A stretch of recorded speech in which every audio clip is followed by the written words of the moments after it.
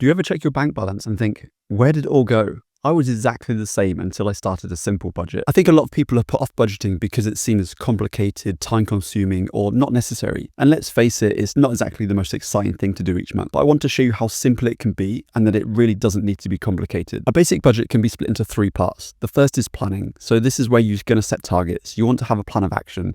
This is what you're going to have in an ideal world. What do you want each section to look like? The second stage is going to be the recording, the actual physical input of the actual data. So then you can compare what you planned versus what actually happened. And then the final step is taking action. So once you've got that data, how are we going to analyze that? What are we going to set as targets for the next month? And then what are we going to put in place in order to enact that change? Let's have a look at what this looks like in practice. This is my own budgeting template to give you an idea. These are fairly straightforward to put together, but if you want to save yourself some time, I'll leave a link to this one in the description below. But the key principles of any budget template is that you want to have a clear plan versus actual section, and then you also want to split out your income and then your various outgoings, such as your expenses, bills, investments, savings. And what you'll find is as you continue to use this over time, you will continue to build this out and some of the descriptions might change. I like to keep mine as simple as possible, but you might want to have a little bit more specific descriptions. For example, mine's fairly straightforward in terms of income. I just have salary and social media. For a lot of people, their main income is going to be from a salary, but it could be other things, maybe a side hustle, maybe you sell some things on the side.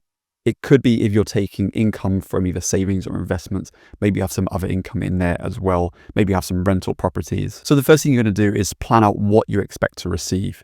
If you do have an income source where it is quite variable, then maybe it makes sense to be a little bit more cautious so you're not overestimating what you might expect to receive. You're then going to do the same thing for your expenses, your bills, any debt that you've got to pay off, and then what you expect to put into savings or investments. There's going to be a lot of static stuff in there, so a lot of bills that you have on a monthly basis, you can just copy that over from the previous month, so you don't need to do anything necessarily that every month. There might be some fluctuations in your savings and investments, how much you're putting in, depending on how the previous month went, whether your goals slightly change. But by planning these all out, it gives you something to then compare the actual against. When it comes to the recording, I do this in a transactions section where I put the date, the category, and then a rough description. I try to do this every week because I found if I did it at the end of the month, it can be such a big job and sometimes that then puts you off. So you want to lower the barrier to actually doing this. So whatever works for you. And again, I've kept mine fairly simple, but you might want to split yours out even further. So I just have simply going out. So whether it's going out for drinks or food or any kind of social event, I just term that as going out. But you might want to be more specific depending on what your goals are. And this is where you're going to put all of your outgoings. So like we talked about, there's going to be a lot of static stuff like your energy bills, maybe a gym membership, your housing costs, rent or mortgage. But you're also going to put in some of the more variable costs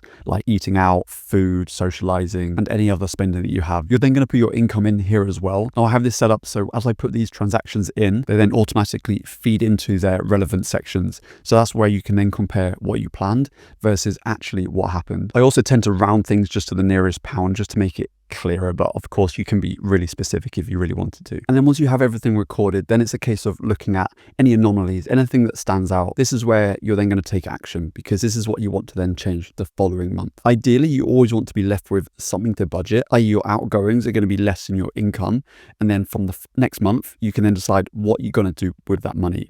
Is it that you're going to put that into savings? Are you going to invest more the following month? So when you then come to put your planned expenses and income for the following month, you can then carry over what you had from the previous month to then plan where you're going to put that, rather than that excess money just sitting in your bank account and then you might spend it and you're not going to know where that's necessarily gone. It could be that you're going to treat yourself the following month. Maybe you're saving up and that's where you're going to put it.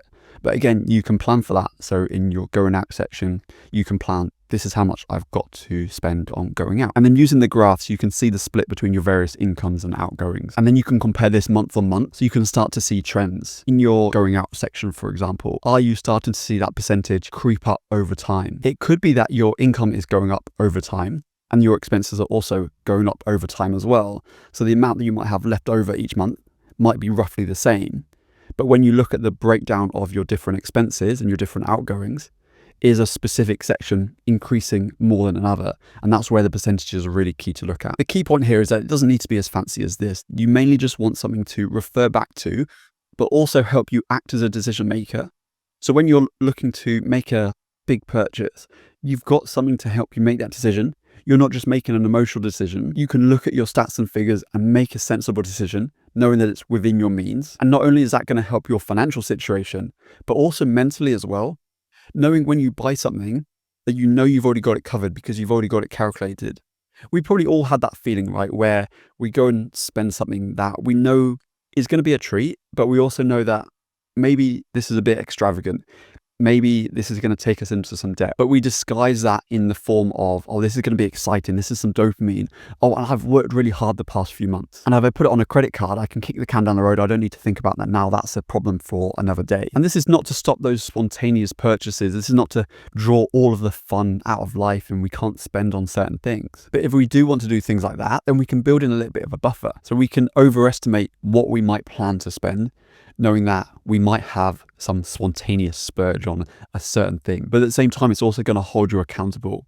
Especially with savings and investments, the key when you're looking to invest is having regular automatic payments set up. So every month, regardless of what the market is doing, especially with long-term investing, is have that amount go out every month from your checking account into that investment account, whether it's investing or it could be a savings account. And that's all about paying yourself first. So once that's come out, then you can look at what you've got left, and then that's what you've got left to spend, rather than the other way around where you spend first and then what you've got left, then I'll invest that. I hope that makes sense. If you do want to check out the spreadsheet, I'll leave a link to it in the description below. It's on Etsy for less than £5 and it'll save you a lot of time in getting this set up. Like I said, you can create your own. This will just save you the time and effort in doing so. You can use any currency with it as well. I've put a drop down in there so you can just select what your currency is. And if you've got any questions about budgeting in general or the spreadsheet, then just let me know in the comments down below. Thanks for watching, guys. I'll catch you in the next one.